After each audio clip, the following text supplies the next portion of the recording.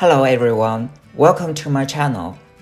In their natural habitat, many vines and other plants have a climbing habit and need to attach themselves to buildings or large trees as they grow.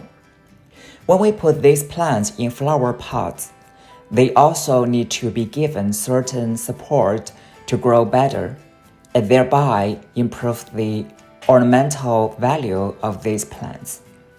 The most commonly used support system for the growth of climbing plants are moss poles like this one.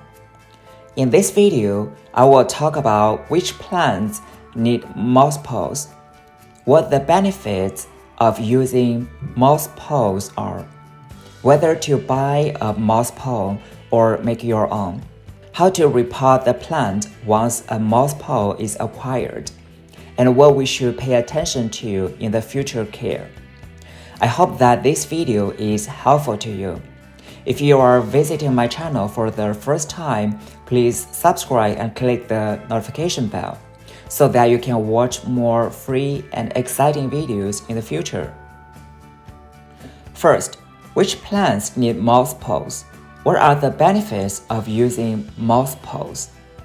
Generally, moss poles can be used for any sort of climbing plant. They are most commonly used for Pothos, Monstera, Ivy, and Philodendron. But you could use one for any plant that grows up large trees in the wild.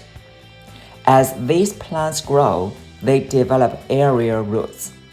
These aerial roots not only absorb nutrients and moisture from the air, they can also attach the plant to larger trees. In this way, they can continue to climb up from the relatively dark environment on the ground, thereby obtaining more sunlight.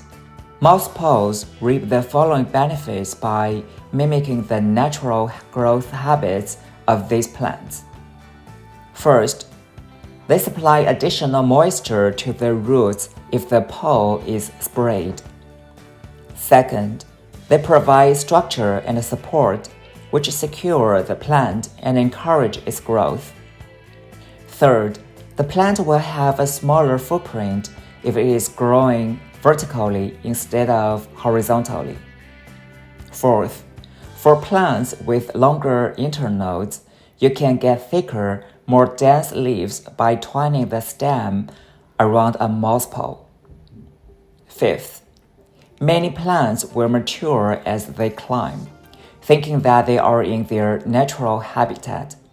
You will get larger leaves, and when it comes to the plants like Monstera, the plant will develop more ornamental holes in the leaves. If you have a climbing plant and would like to try using moss poles, how should you go about buying moss poles? There are many different types of moss poles on the market. Most frames are made of wood, plastic, or wire. These frames are filled with sphagnum moss or coconut fiber. If the frame is wooden, with the wooden support spikes inserted into moist soil, those will rot over time.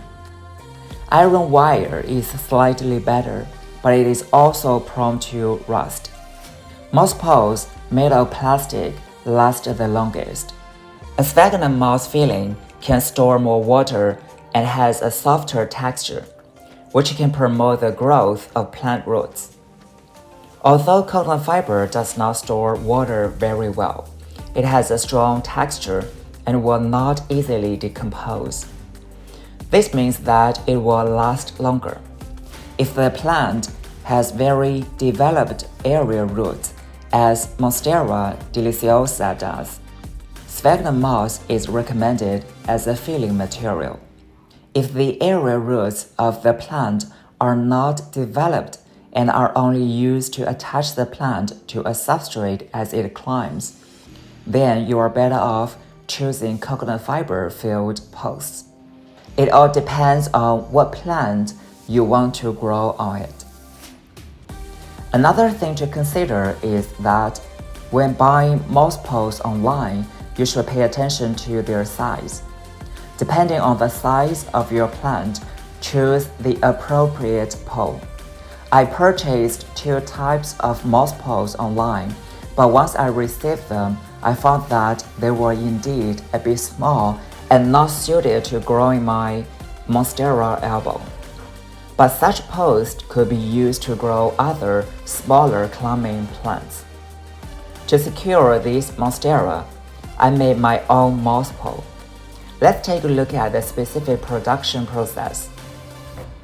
You can go to Home Depot or Lowe's to buy this type of wire mesh. Bend the wire into a cylinder, adjusting the diameter to best suit your plant. Then cut the wire mesh. Make a circle with mesh and connect it with this plastic zip tie. Bury the empty wire cylinder in your pot, then fill it with potting soil up to the level in the pot. This both stabilizes the column and avoids wasting the sphagnum. Sphagnum moss is generally purchased dried, so select the appropriate amount and soak it in water first. After soaking it, stuff the sphagnum moss into your wire mesh pillar and press it in lightly so as not to leave too much space. There, now your homemade moss pole is complete. That was not too hard, was it? After preparing our moss pole, we can repot our plants. The root system of my Monstera Albo has grown all over its pot. In order to avoid damaging the roots of this plant, I use scissors to cut open the plastic pot. After removing the plant, I place it in a suitable position within the pot, making sure that the top node is close to the moss pole. Then I fill the pot. Finally, I use a rope to fix the top of this stem to the moss pole. Water the newly repotted Monstera Albo thoroughly. Usually, moss poles dry faster than the soil in the flower pot, so be sure to spray water on the surface of the sphagnum moss. This way, the new aerial roots will continue to grow after making contact with the moist sphagnum moss and will further attach the plant to your moss pole. Later, your plants will cling to the moss pole and continue to grow upward. After the plant reaches the top of the post, you can add another moss pole. You could also choose a slightly longer wire mesh when you first make your moss pole to give your plant more room to grow. If you do not want your plant to grow too tall, you can cut off any new nodes and leaves and propagate them. In this video, we mainly introduced the use of moss poles in the cultivation of climbing plants. If you have any further questions, please leave a comment below. If you like this video, please thumbs up and share with more flower enthusiasts. Thank you for watching and see you next time.